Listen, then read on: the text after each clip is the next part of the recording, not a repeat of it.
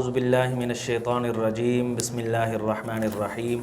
الصلاۃ والسلام علیک یا سیدی یا رسول اللہ وعلی آلک و صحابک یا سیدی یا حبیب اللہ۔ محترم سامعین، آپ دیکھ رہے ہیں جامعہ قادریہ رضویہ ٹرسٹ فیصل آباد کے آفیشیل یوٹیوب چینل سے خصوصی افطار ٹرانسمیشن نور رمضان۔ محترم سامعین، میں ہوں آپ کا میزبان محمد زاہد الحسن مصطفی۔ ہمیشہ کی طرح آج ایک نئے عنوان کے ساتھ آپ کی خدمت میں حاضر ہوئے ہیں۔ آج ہماری گفتگو کا جو ٹاپک ہے، عنوان ہے، وہ ہے دعا کی اہمیت، طریقہ کار، رد و قبول کی وجوہات۔ دعا یقیناً ایک بہت بڑی عبادت ہے۔ اس کے بارے میں کہا جاتا ہے احادیث مبارکہ میں کہ دعا جو ہے یہ عبادت کا مغز ہے، یعنی ہر عبادت کی قبولیت کے لیے جو اللہ رب العزت سے ہم دعا کرتے ہیں تو یہ دعا کو ایک خاص اہمیت حاصل ہے۔ یہ عبادت کا مغز ہے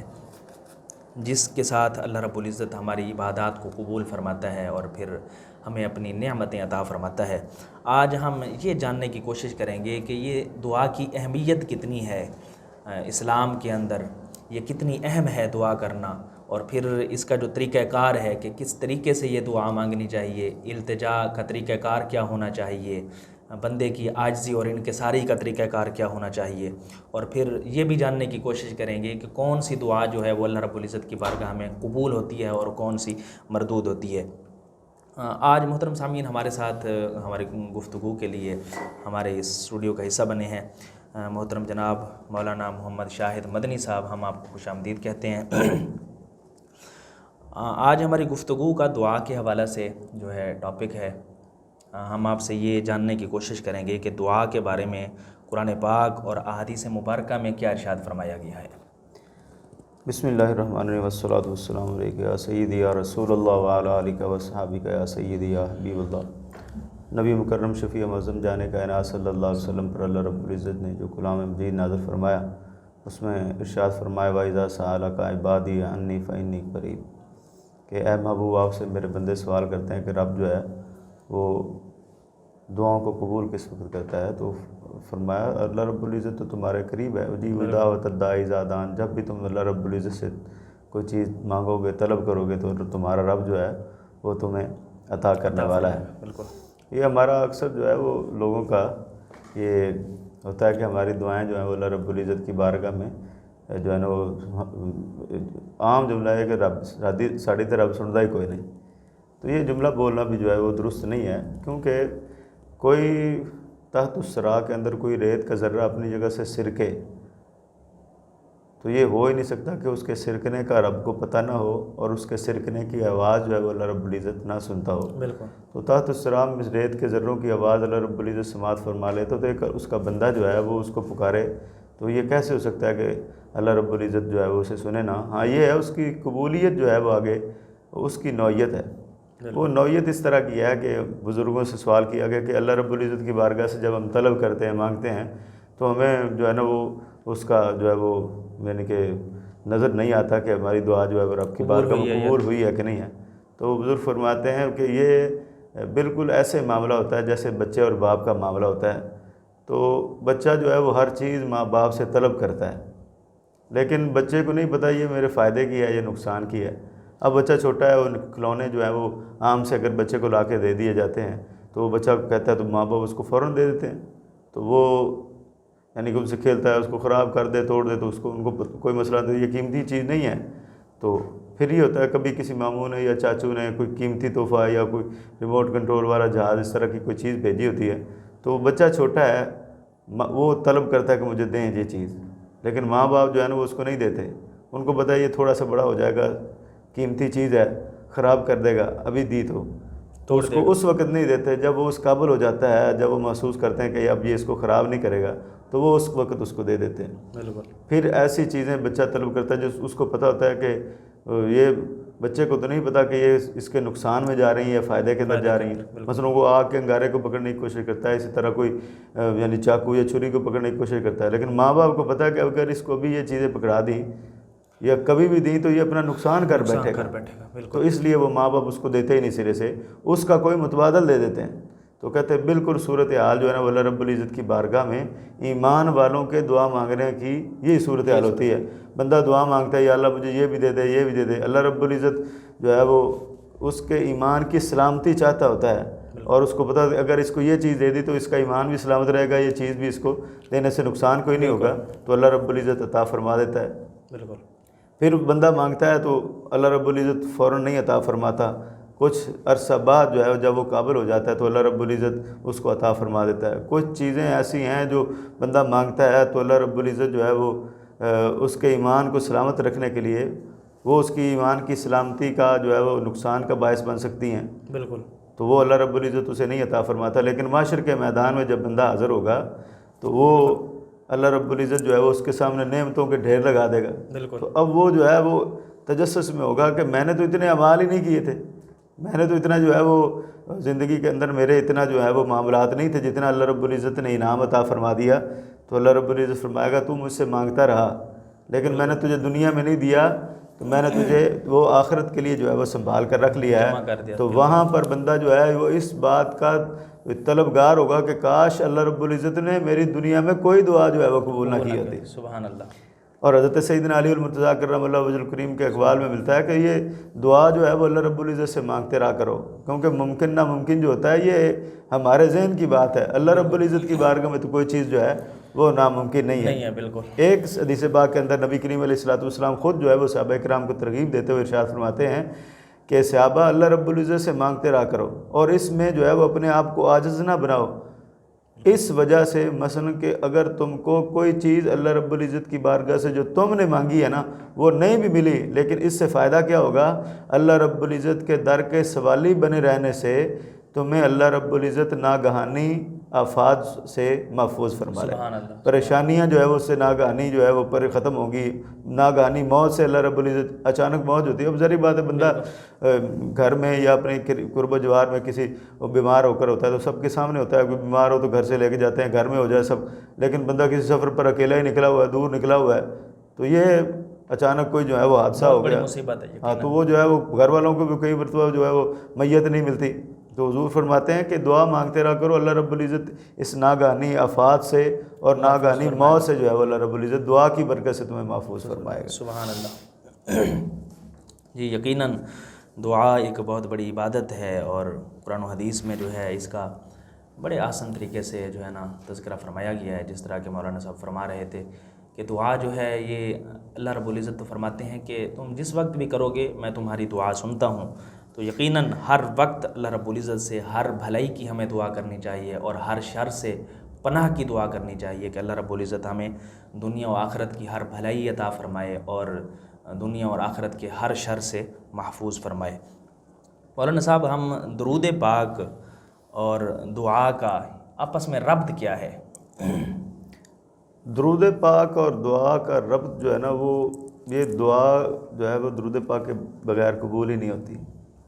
درود پاک جو ہے وہ خود ایک دعا ہے اور بہت بڑی دعا ہے، اور ایسی دعا ہے کہ اللہ رب العزت کی بارگاہ میں مقبول ہے، بالکل، یعنی اس کو کسی حالت میں رد نہیں کیا جاتا۔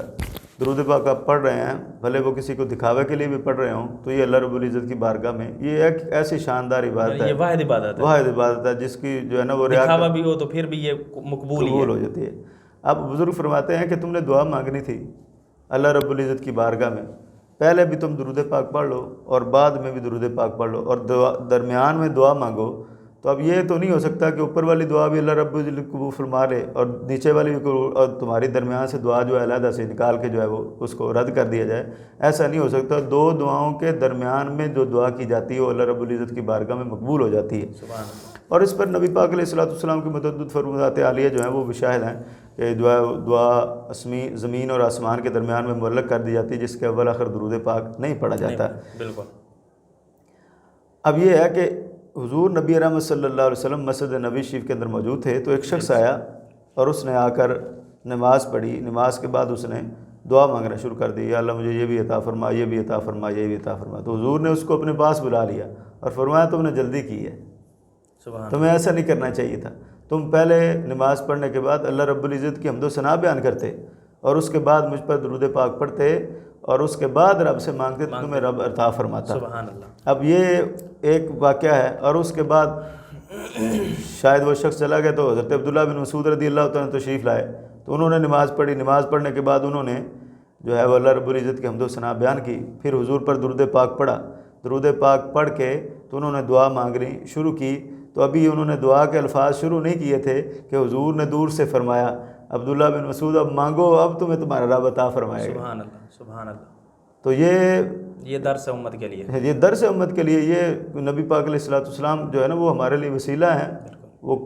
جو ہے نا وہ معاشر کے میدان میں اور ہماری جو ہے وہ دنیا و آخرت بہتر کرنے کے لیے اور ہماری جو ہے نا وہ رب کی بارگاہ میں اچھی صورت پیش کرنے کے لیے اللہ رب العزت کی بارگاہ میں حضور جو ہے وہ وسیلہ ہیں۔ بالکل۔ تو یہ دعا حضور کے وسیلے کے بغیر جو ہے وہ زمین اور آسمان کے درمیان میں معلق کر دی جاتی ہے، اور جب درود پاک پڑھا جاتا ہے تو اللہ رب العزت کی بارگاہ میں یہ قبولیت کا شرف حاصل کر لیتی ہے۔ بالکل۔ تو مطلب دعا اور درود پاک کا آپس میں ایک گہرا تعلق ہے، گہرا رابطہ ہے کہ یقیناً درود پاک جس طرح مولانا صاحب فرما رہے تھے کہ درود پاک ایک خود بہت بڑی دعا ہے، اس لیے تو اللہ رب العزت نے قرآن مجید میں یہ ایک ایسی عبادت ہے کہ جس کے کرنے کا اپنے بارے میں بھی ارشاد فرمایا اور اپنے فرشتوں کے بارے میں بھی ارشاد فرمایا، ان اللہ و ملائکتہ یصلون علی النبی، کہ اللہ رب العزت بھی درود پاک پڑھتے ہیں، اس کے فرشتے بھی پڑھتے ہیں، لہٰذا ایمان والو تم بھی میرے محبوب پر صلاۃ و سلام پڑھا کرو۔ تو یہ ایک واحد عبادت ہے کہ جس میں اللہ رب العزت خود شامل ہو رہے ہیں اور فرشتوں کو بھی شامل کر رہے ہیں، جس طرح مولانا صاحب فرما رہے تھے کہ یہ واحد عبادت ہے کہ اگر ریاکاری کے لیے، دکھاوے کے لیے بھی کی جائے تو پھر بھی یہ مقبول ہے۔ تو اس کا یہ ایک الگ ٹاپک ہے، اس کے اپنے ایک شان اور فضائل اور اس کی اہمیت بیان کی گئی ہے۔ تو دعا کے ارد گرد درود شریف جب پڑھ لیں گے تو یقیناً وہ دعا آپ کی مقبول ہوگی، اس لیے درود کے بغیر، درود و سلام کے بغیر دعا کرنا یہ میں ایسے سمجھ لیں کہ اس کا کوئی فائدہ نہیں ہے، جس طرح حضور علیہ الصلوۃ والسلام نے تعلیم بھی فرمائی۔ قبلہ مولانا صاحب کن کن اوقات میں دعا قبول ہوتی ہے؟ کوئی خاص اوقات مقرر کیے گئے ہیں؟ قرآن مجید کے مطابق تو کوئی اس کے اوقات مقرر نہیں جی، کیونکہ اجیب دعوت الداعی اذا دعان، بالکل۔ لیکن اب جو ہے وہ اس کو ہم مزید جو ہے وہ جلدی قبول کروانا چاہتے ہیں۔ اللہ رب العزت کی بارگاہ میں جو ہے وہ اس کا کچھ جو ہے وہ کچھ معاملات، اصل میں بات حقیقی یہ ہے کہ نیکی کے بعد یا نیک لوگوں کے پاس جو دعا مانگی جاتی ہے اس کو اللہ رب العزت جو ہے جلدی قبول کر لیتا ہے۔ قاعدہ کلیہ یہ ہے، پھر اس کی جو ہے نا وہ مراتب جو ہے وہ مختلف جگہ پر بیان کیے گئے ہیں۔ اب بندہ اذان پڑھتا ہے جی بالکل، تو اذان اور اقامت کے درمیان میں بھی حدیث پاک میں آتا ہے جو بندہ دعا کرتا ہے اللہ رب العزت اسے جلد قبول فرما لیتا ہے۔ بالکل۔ اب اذان بھی نیکی ہے اور اقامت بھی نیکی ہے، تو نیکی کر کے تو اللہ رب العزت سے مانگا تو اللہ رب العزت اور پھر بندہ بیٹھا اللہ کی عبادت کی تلاش میں ہوتا ہے، تلاش میں ہے، مسجد میں بیٹھا ہوا ہے، انتظار میں بیٹھا ہے، انتظار میں بیٹھا ہوا ہے۔ اب یہ ہے کہ اللہ رب العزت بندے کا جو ہے وہ اپنے بندوں سے بڑا پیار کرتا ہے، تو کوئی بندہ سخت مصیبت اور پریشانی میں مبتلا ہو گیا تو اس کے لیے بزرگ فرماتے ہیں کہ حیا علی الفلاح جب پڑھا جا رہا ہو اذان میں تو اس کے بعد فوراً جو ہے وہ اپنی اس حاجت اور یعنی مصیبت اور سختی کے لیے دعا کر دے تو اللہ رب العزت سختیوں اور پریشانیوں کو جو ہے وہ دور فرما دیتا ہے۔ ذکر کی مجالس ہیں، اللہ رب العزت کا ذکر جو ہے وہ بیٹھ کر مسجد میں کیا یا گھر کے اندر جو ہے وہ اللہ رب العزت کے ذکر کی محفل سے آئی، اس کے بعد جو ہے وہ اللہ رب العزت کی بارگاہ میں مانگا جاتا ہے، تو وہ پہلے بھی جو تھا وہ بھی ایک دعا ہے کہ اللہ رب العزت کو ان ناموں کا ذکر کیا جا رہا ہے جس میں سلامتی مانگی جاتی ہے، حفاظت مانگی جاتی ہے، معاملات ہیں سارے، تو وہ اس کے بعد اللہ رب العزت کی بارگاہ میں جو دعا مانگی جاتی ہے اس کو بھی جو ہے وہ شرف قبولیت عطا فرمایا جاتا ہے۔ اسی طرح فرض نمازوں کے بعد حضور صلی اللہ علیہ وسلم نے ارشاد فرمایا کہ جو چاہتا ہو کہ میری دعا جلد قبول ہو جائے اللہ رب العزت کی بارگاہ میں تو وہ فرض نماز کے بعد جو ہے وہ دعا مانگا کرے، چاہے جائے کہ وہاں پر لمبی دعا کرنے کے بارے میں حضور نے منع فرمایا کہ خاص طور پر نماز با جماعت ہو تو امام صاحب جو ہے وہ لمبی دعا نہ کریں کہ تاکہ بعد میں لوگوں نے سنتیں اور یعنی کہ بقیہ بہت سے معاملات ہوتے ہیں، کسی نے جلدی جانا ہوتا ہے، لیکن یہ ہے کہ فرض نماز کے بعد جو دعا کی جاتی ہے وہ بھی مقبول دعاؤں میں شامل، مقبول دعا میں شامل ہے۔ اسی طرح قرآن مجید کسی نے مکمل ختم کر لیا، اب یہ بھی نیکی ہے۔ بالکل، پورا قرآن پاک اللہ رب العزت نے جو اپنے محبوب پر نازل فرمایا معجزہ ہے، اس کی تلاوت جس نے کر لی اس کے بعد اس دعا مانگتا ہے تو اللہ رب العزت اس کو بھی قبول فرما لیتا ہے۔ پھر کعبہ شریف پر پہلی نظر پڑھنے پر سبحان اللہ، سبحان جو دعا کی جاتی ہے اللہ رب العزت جو ہے وہ اس ماہ مبارک کی برکت سے ہمیں بھی وہ گھڑیاں ساتھ عطا فرمائے، تو غلاف کعبہ کو پکڑ کر کسی کو جو ہے وہ یہ نصیب ہو جاتا ہے دعا مانگنا تو اللہ رب العزت اس کو بھی جو ہے وہ جلد قبول فرما لیتا ہے۔ لیکن کچھ دعائیں مثلا کہ اللہ والوں سے لی جائیں، ان میں سے اللہ کے ولیوں کی جو ہے وہ دعا ہے اور پھر والدین کی دعا ہے جو بچوں کے حق میں ہے، اس کی جو ہے وہ ایک والدین کی دعا پر جو ہے وہ ایک اتنا ذخیرہ موجود ہے کہ کس کس جگہ پر جو ہے وہ والدین کی دعا بچوں کے لیے جو ہے وہ مقبول ہوتی ہے۔ اور میرے شیخ طریقت فقیہ الحسن مفتی محمد امین صاحب جو ہیں وہ ان کے پاس ان کا ایک شاگرد آیا، میرا دوست تھا، تو وہ کہنے لگا کہ میری بڑی پریشانیاں ہیں آج کل، تو اس کے لیے دعا فرما دیں۔ تو قبلہ صاحب فرمان لگے بھی میں بھی دعا کروں گا، تم اپنی والدہ سے دعا کرواؤ۔ تو کہتے وہ والدہ کے پاس گیا، وہ بھی یعنی بزرگوں سے عقیدت رکھنے والی تھی، تو وہ کہنے لگی پتر میں بھی دعا کروں گی، تم اپنے پیر صاحب کو دعا کروا۔ تو وہ کہتے ہیں اس طرح 2-3 مرتبہ جو ہے نا وہ ادھر آنا ہوا تو وہ ادھر کے لیے دعا وہاں سے کہتے، وہاں سے کہتا تو وہ بزرگوں سے کہتی۔ تو اب ظاہر مسائل تو علماء سے جو ہے وہ پوچھے جاتے ہیں۔ تو کہتے ہیں میں نے قبلہ صاحب کی بارگاہ میں عرض کر دیا کہ میں تمہیں دعا داخنا تسی ماں کو بھیج دیں تو ماں نو دعا داخنا وہ تواڈے کول بھیج دیں۔ تو وہ فرمان لگے پتر اللہ کے 70 ولی اکٹھے ہو کے کسی کے لیے دعا کریں تو اتنی مقبول نہیں ہوتی جتنی ماں کی دعا بچے کے حق میں قبول ہو جائے۔ سبحان اللہ۔ حضرت بایزید بستامی رحمۃ اللہ علیہ، وہ آپ نے سنا ہوگا، وہ کہتے ہیں کہ ماں کے پاس آیا اور کہنے لگے امم ایک تیرا حق ہے، ایک رب کی معرفت بھی حاصل کرنا بندے کا حق ہوتا ہے، تو میں اگر تو اجازت دے تو اپنا حق معاف کر، میں اللہ کی جو ہے نا وہ معرفت کی تلاش میں نکل جاؤں۔ تو کہتے 12 سال تک جنگلوں پہاڑوں میں عبادت کرتے رہے۔ پھر ایک دفعہ بستام کی گلیوں سے گزر رہے تھے تو خیال آیا کہ چلو ماں کی زیارت کرتے جائیں۔ رات کا وقت تھا، سردیوں کے دن تھے، تو دروازہ کھٹکھٹانے لگے تو ذہن میں آ گیا کہ ماں کو سکھ نہیں دیا ساری زندگی، تو چلو دکھ بھی نہ دیں رات کو جاگنے کا۔ تو وہیں پہ بیٹھ گئے، تو تہجد کا وقت ہوا تو وہ نالی سے پانی جب آیا تو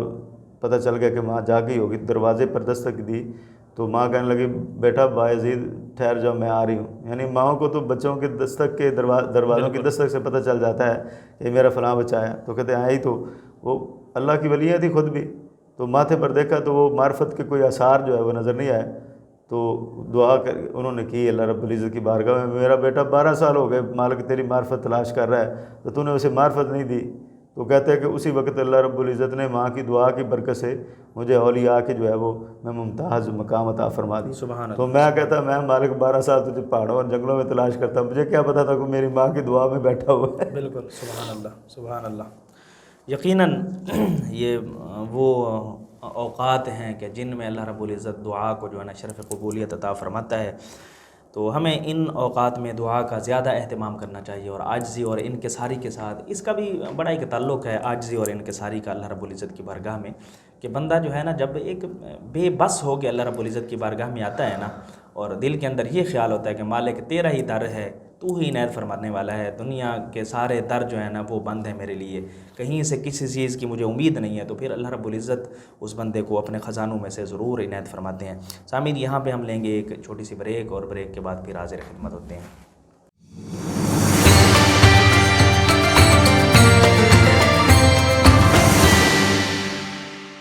جی محترم سامعین و ناظرین، آپ کو خوش آمدید کہتے ہیں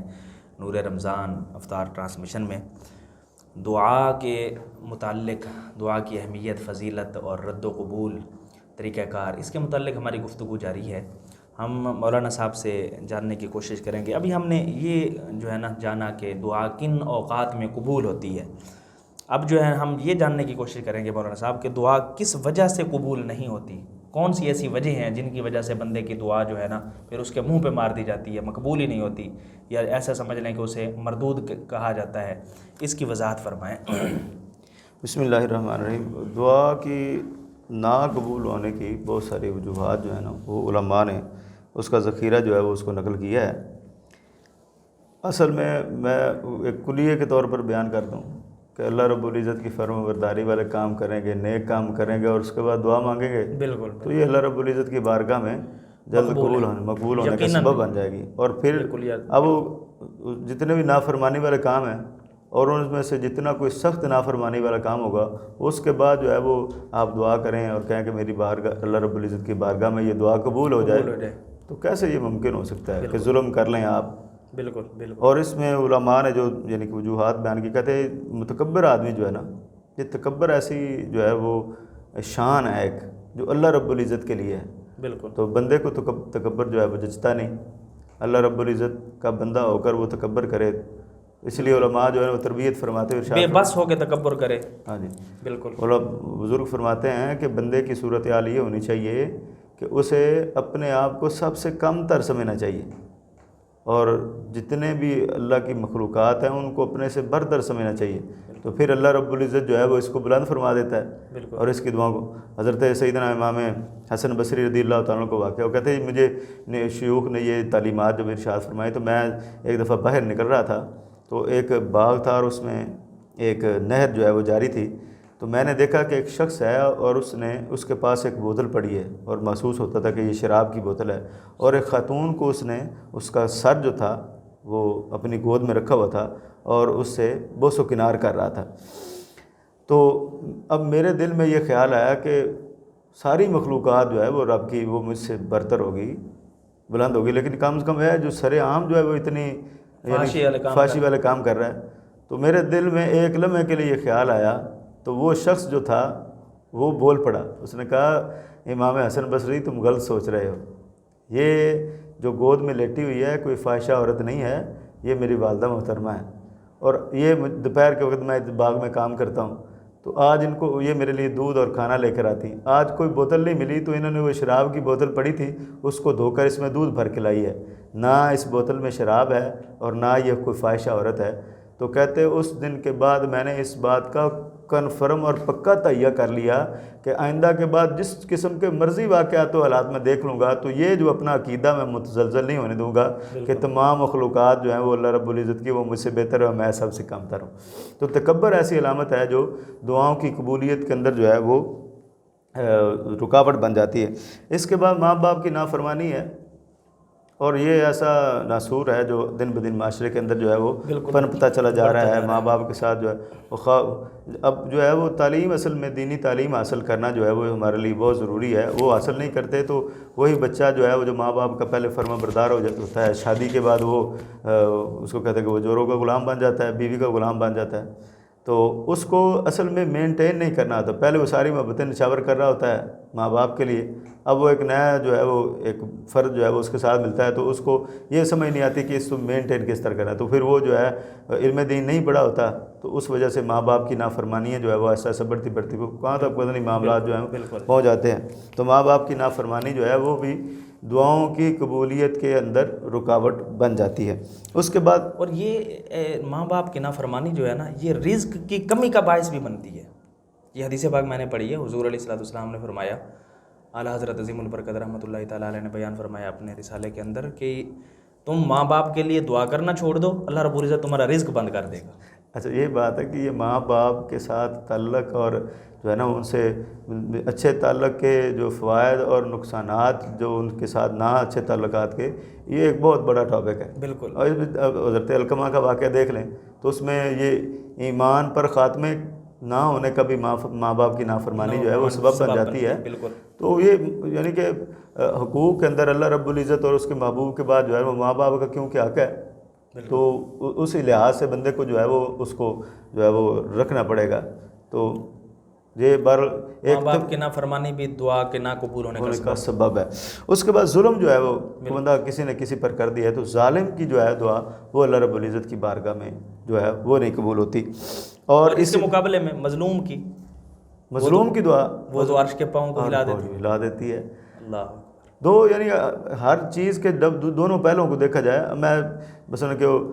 رمضان شریف کے فضائل کے اندر پڑھ رہا تھا تو اس میں ایک بزرگوں نے حاشیہ لکھا ہوا تھا، وہ کہتے ہیں کہ ایک رمضان المبارک کا روزہ کسی نے چھوڑ دیا تو پھر ساری زندگی اگر روزے رکھتا رہے نا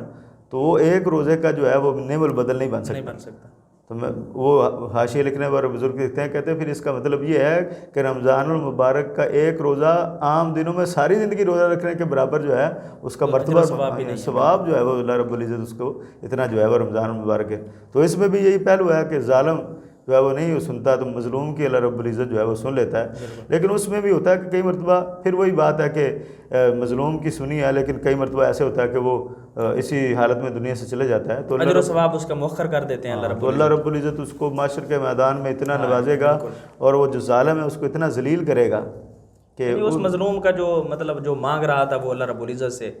اللہ رب العزت کی علم میں ہے کہ اس کے لیے یہ آخرت میں بہتر ہے، اس لیے اس کا وہ ذخیرہ ہو جاتا ہے۔ اسی طرح یتیموں کا نا حق مال کھانے والا، اللہ پھر حرام مال جو ہے وہ جسم حرام مال سے پرورش پاتا ہے، تو ہمارے معاشرے میں اب یہ ہے کہ چیز لاتے وقت تو ہم اس چیز کا لحاظ رکھتے ہیں جی کہ حلال چیز ہو، یعنی کہ چکن ہو، مٹن ہو، اور جو ہے وہ بیف کا گوشت جو ہے وہ ہم لے کر آئیں، اور جس دکان سے اچھا ملتا ہے وہاں سے لے کر آئیں. لیکن وہ جو کمائی ہوتی ہے پیچھے، مثلا دفتر میں بیٹھے تھے تو وہاں پہ ایک بندے سے 10,000 روپے لے، دوسرے سے لاکھ لے لیا، تیسرے سے 6 لاکھ لے لیا، تو اب اس کا ہمیں خیال نہیں ہوتا. ہاں جی کہ یہ پیسہ یہ بھی حرام میں شامل ہے. یہ بھی حرام کے اندر شامل ہے. تو پھر جو ہے وہ ہمارے گلے رب سے ہوتے ہیں کہ رب ساڑی سنتا نہیں، تو اس کو کیسے ایسے ہو کہ تم نے اپنے مال جو ہے وہ، اور یہ ایسا ناسور ہے رشوت کا، حرام مال کا، کہ اس کو اب جو ہے نا وہ لوگ جو ہے نا وہ بہت ایزی لے رہے ہیں. یعنی کہ کچھ علماء جو ہیں وہ تربیت جو علماء کی زیر تربیت جنہوں نے تربیت پائی ہوئی ہے، وہ اگر اس سے جناب کوئی اجتناب کرتے ہیں، ورنہ محکموں کے محکمے جو ہیں وہ اس کو کی لپیٹ میں ہیں، جو وہ ثواب سمجھ کے کرتے ہیں. اور باقاعدہ کوئی ایسے ہوتے ہیں کہتے ہیں پہلے اتنے پیسے لیں گے کام ہوگا، کچھ کہتے ہیں جناب 50% یا 80% پہلے لے لیں گے، باقی بعد میں لے لیں گے، کچھ کہتے ہیں کہ 20% پہلے. اور یہ جو ریشو اتنی ہے کہ وہ جناب لاکھوں کی تعداد میں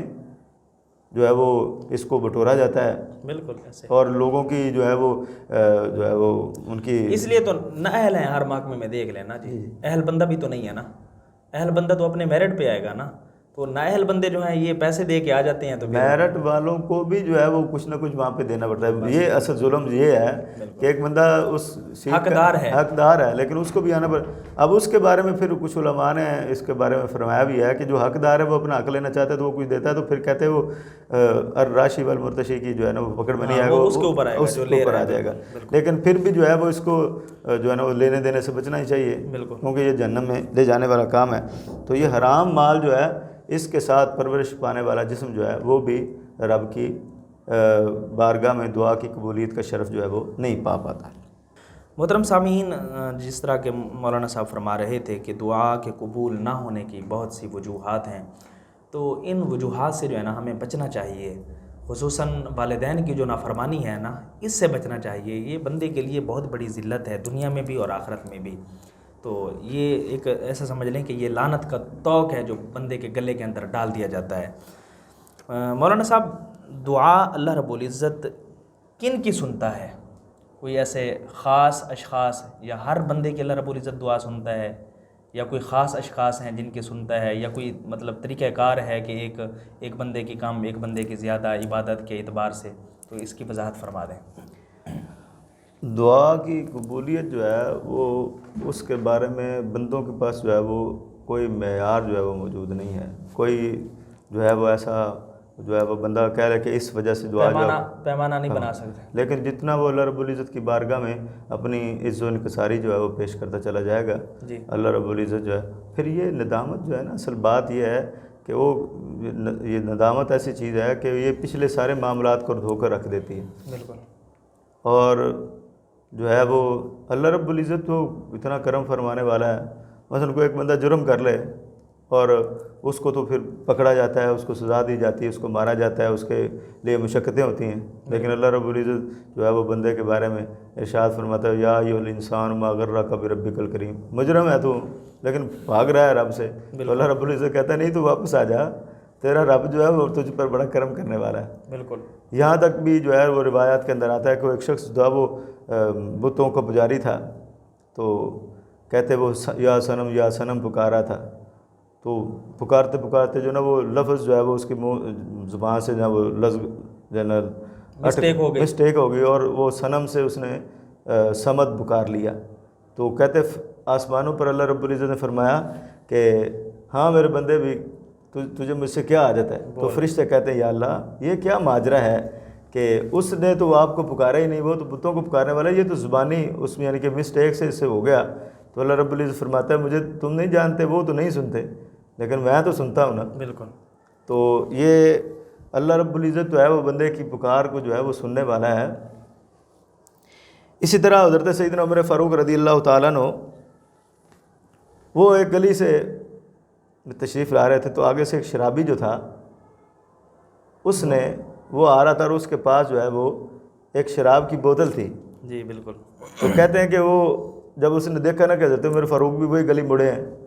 تو اس نے نا جلدی جلدی اس کو لپیٹ کے تو اس کے اپنی بغل میں ڈالا، چھپا لیا. تو حضرت عمر فاروق رضی اللہ تعالیٰ عنہ قریب آئے تو پوچھا بھی کیا ہے؟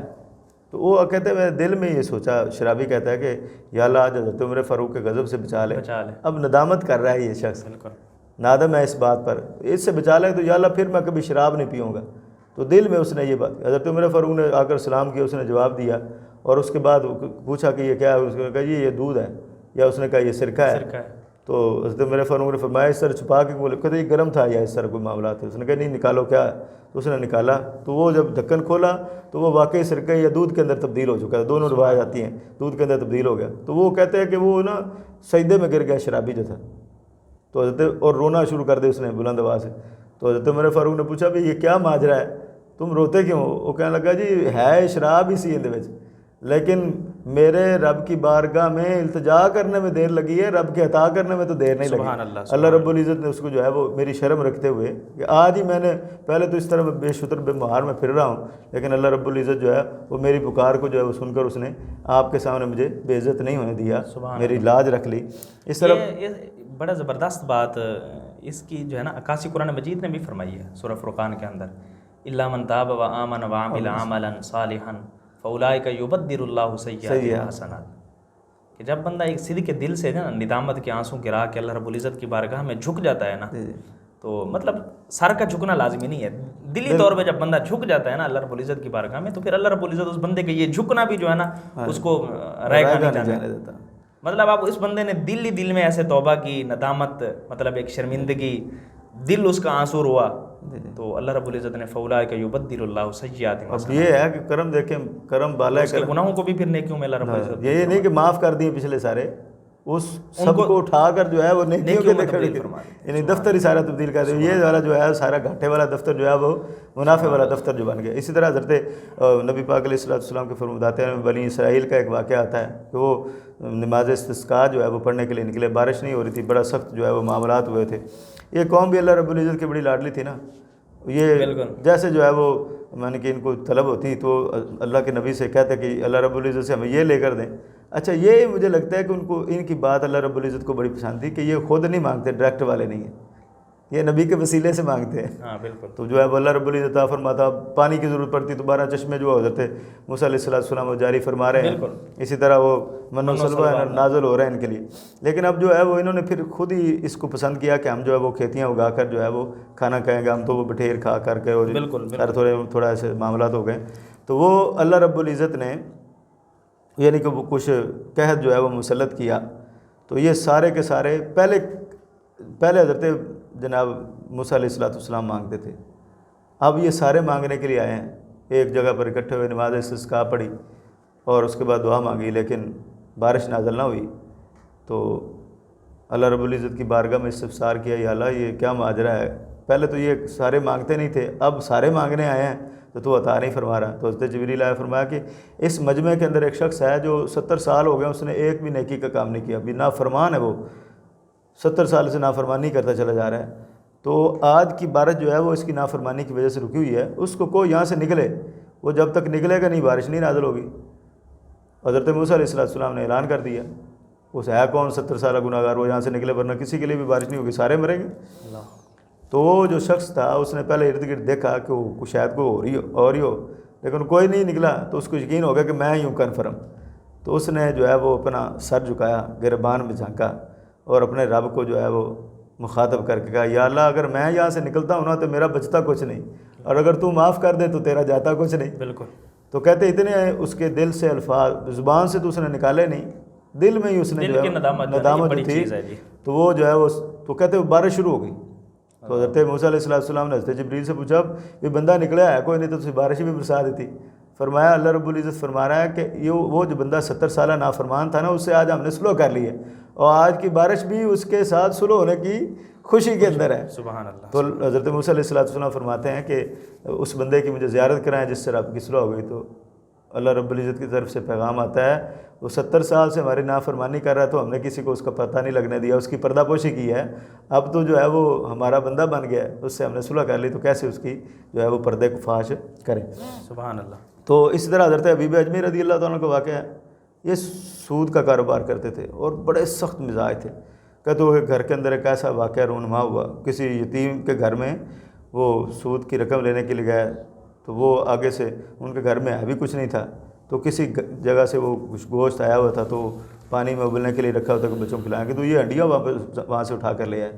تو گھر میں آ کر اس کو پکانے لگے تو وہ ساری خون کے اندر تبدیل ہو گئی۔ اب یہ ہے کہ اس سے نا دل لرز گیا تھوڑا سا، تو اس وقت حضرت امام حسن بصری رضی اللہ تعالیٰ عنہ، یہ اس دور کے جو ہے وہ اللہ کے ولی جو ہے وہ موجود تھے، تو ان کی بارگاہ میں توبہ کرنے کے لیے پہنچے، تو کہتے راستے میں جاتے ہوئے یہ صورتحال تھی، لوگ اتنی نفرت کرتے تھے کہ کہتے بچے کھیل رہے تھے گراؤنڈ میں، تو ان میں بچے کہتے کہ سائڈ پیچھے ہٹ جاؤ، پیچھے ہٹ جاؤ، کہیں حبیب سود خور کا سایہ جو ہے منحوس ہم پر نہ پڑ جائے۔ تو پھر گئے، توبہ کی، چند لمحات ان کے پاس گزارنے کے بعد پھر واپس آ رہے تھے، تو کہتے وہ گلیوں کے اندر وہی بچے کھیل رہے تھے، تو وہ بچہ جو پہلے صدا لگا رہا تھا نا، اس نے صدا لگائی، اس نے کہا پیچھے ہٹ جاؤ، پیچھے ہٹ جاؤ، حضرت حبیب تشریف لا رہے ہیں کہ کہیں ان کے مقدس سائے پر ہمارا قدم نہ پڑ جائے۔ اللہ۔ تو کہتے وہاں پر جو ہے نا وہ مٹی پر ہی رب کی بارگاہ میں سجدے میں گر گئے اور کہنے لگے مالک جو ہے نا وہ ابھی تو توبہ کیے ہوئے چند لمحات، ابھی تو ندامت کیے ہوئے چند لمحات بھی نہیں گزرے تھے، تو نے ساری کائنات کے مزاج کو بدل کے رکھ دیا۔ سبحان اللہ۔ یہی بچے جو کل نفرت کے جملے بول رہے تھے، آج وہ محبتوں کے جو ہے وہ پھول نچھاور کر رہے ہیں۔ تو اللہ رب العزت کی بارگاہ میں ندامت جو ہے وہ دعاؤں کی قبولیت کا سب سے بڑا ذریعہ ہے۔ بالکل جی، بالکل۔ بندے کے دل کی جو ندامت ہے، دل کا جو رونا ہے نا، یہ اللہ رب العزت کو بڑا پسند ہے کہ بندہ عاجزی اور انکساری کے ساتھ جب اللہ رب العزت کی بارگاہ میں گڑ گڑاتا ہے تو پھر اللہ ہی ہے تمام خزانوں کا مالک، تو اپنے خزانوں سے پھر بندے کو ضرور عنایت فرماتا ہے، کیونکہ وہ تو رب جو ہے نا 70 ماؤں سے بھی زیادہ اپنے بندے سے پیار کرنے والا ہے۔ یقیناً سامعین، آج ہم نے بہت سی چیزیں جاننے کی کوشش کی، انشاءاللہ نیکسٹ پروگرام تک کے لیے ہمیں اجازت دیجیے، پھر انشاءاللہ آپ سے ملاقات ہوگی۔ اللہ حافظ۔